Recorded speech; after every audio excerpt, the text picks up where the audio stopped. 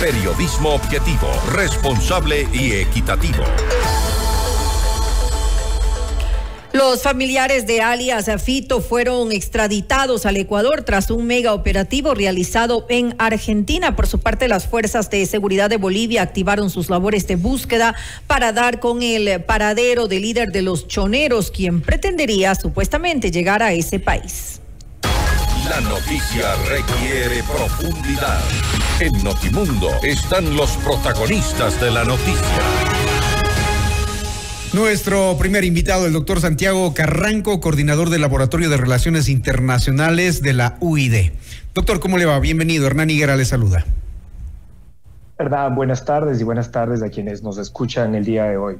Para mí es un placer estar con ustedes. Gracias por atendernos. Es importante analizar lo que ha ocurrido en esta jornada, sobre todo con el caso de alias Fito, cuando vemos que hay un interés regional, al menos Argentina lo acaba de demostrar con todo lo que ha hecho por el tema de la deportación de la familia. Entendemos que alias Fito lo estará pensando y estará con dificultades para moverse por la región, al menos porque Argentina lo acaba de demostrar. Entendemos que Bolivia, de las últimas informaciones que tenemos, ¿esto cuán importante resulta para lo que está viviendo el Ecuador?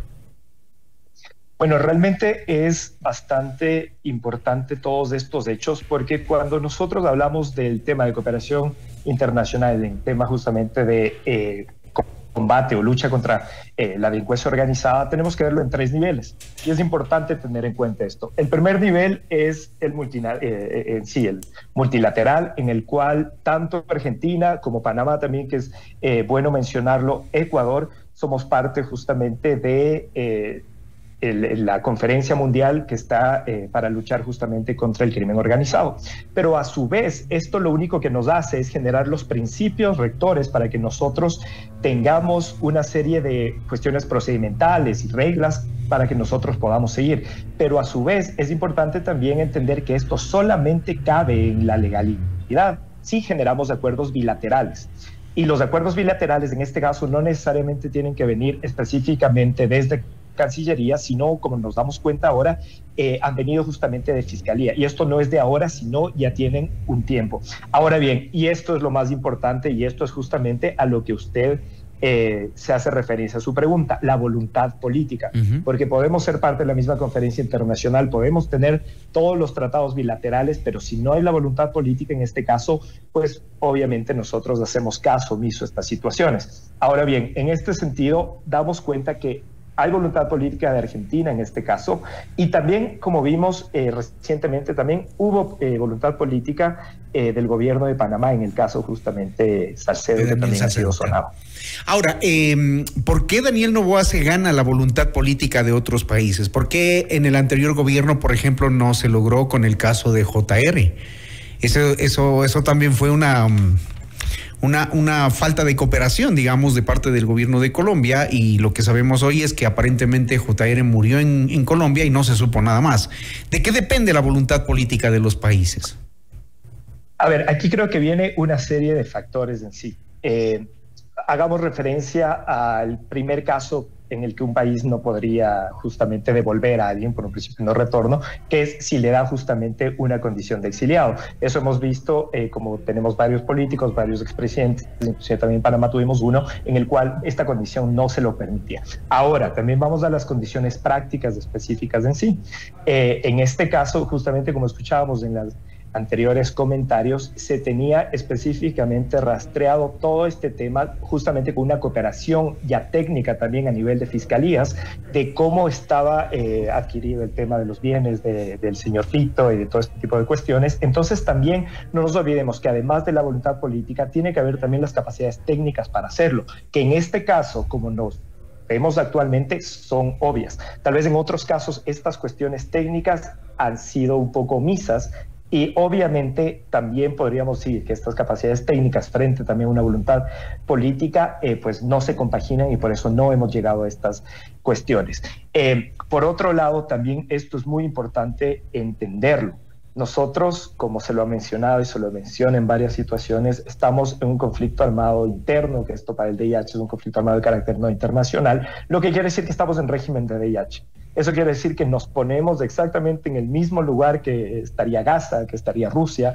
Es la peor situación que estamos viviendo. Y en ese sentido, la voluntad de nuestros países vecinos, de las potencias también internacionales, han sido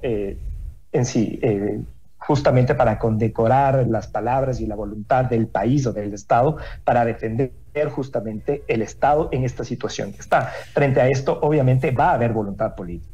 Ahora, ha sido importante también el pronunciamiento de entidades como la OEA, las Naciones Unidas, que han reconocido y han visto el tema de Ecuador como un tema que requería de acciones y medidas, más allá de los cuestionamientos que se estén haciendo en el tema de derechos humanos. Entendemos que eso también ha activado a los gobiernos de la región. Claro que sí. A ver, cuando nosotros caemos en un régimen de VIH, hay que entender que perdemos el régimen garantista. ¿Qué quiere decir esto? Un gobierno en estados normales tienes que garantizar el desarrollo de las personas, etcétera, en sí, con una serie de cuestiones, libre expresión, libre movilidad, todas estas cuestiones.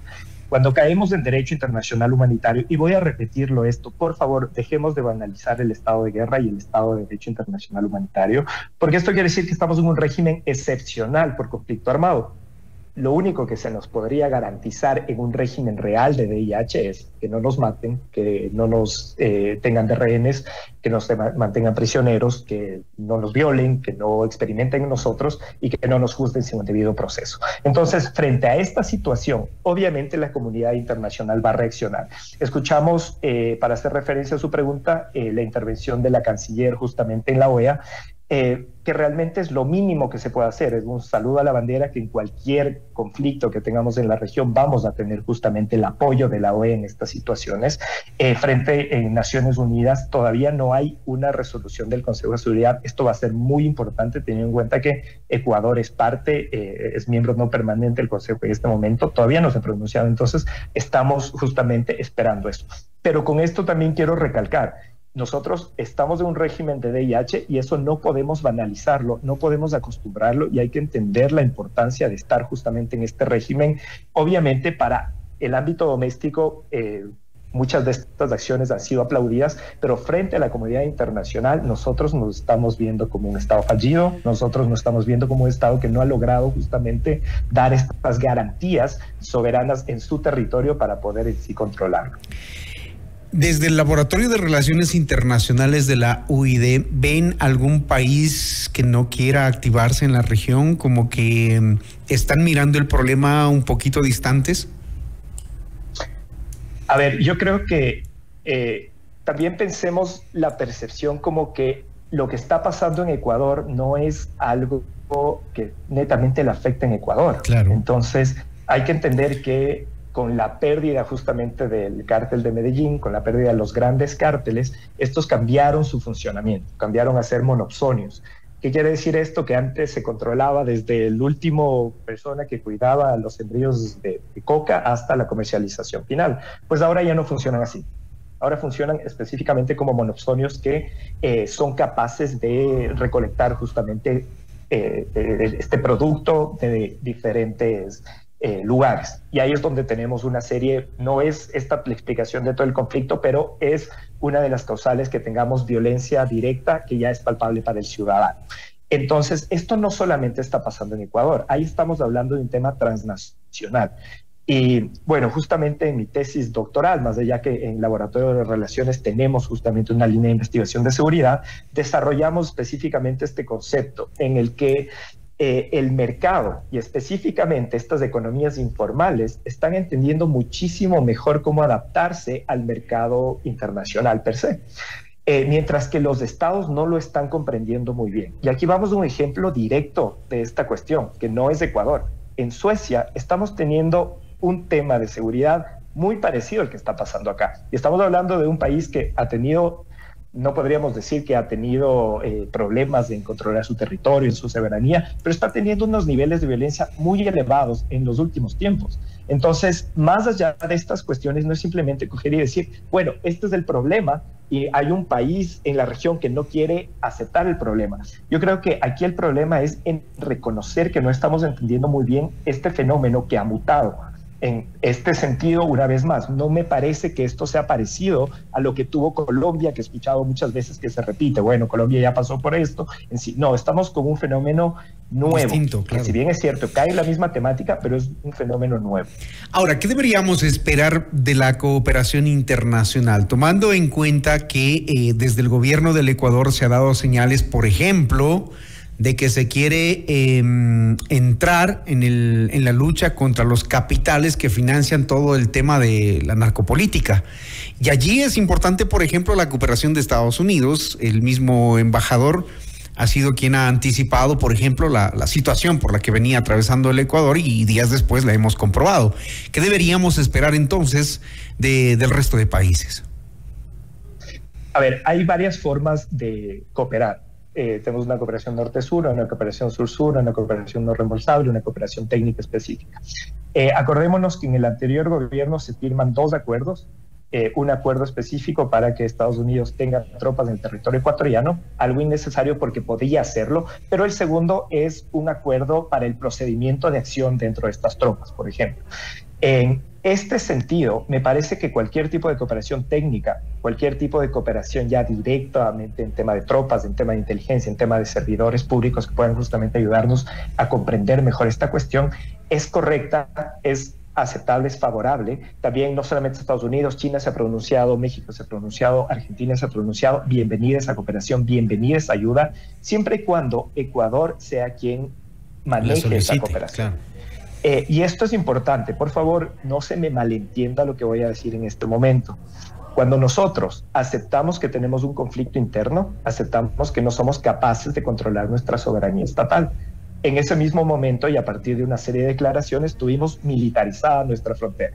Es cierto, no tenemos la posibilidad de un conflicto entre naciones en la región, es muy baja, pero no es cero. O sea, sigue existiendo también esa amenaza, que es una amenaza tradicional. Por favor, que no se malentienda. Se refiere a la... que esa es una arista adicional. A la militarización. Entonces, en Guaquillas. Esa cuestión de la cooperación, cualquier tipo de cooperación que nos llegue, ya sea sur-sur, ya sea de una potencia del norte en sí, esta tiene que ser manejada bajo justamente los lineamientos del Ecuador, de nuestro gobierno. Esto va a ser muy importante en recibir justamente esta cooperación. Y una cosa más, ahorita me parece que la labor de la política exterior ecuatoriana, de quienes ejecutan esta agencia, no es estar mendigando cooperación internacional.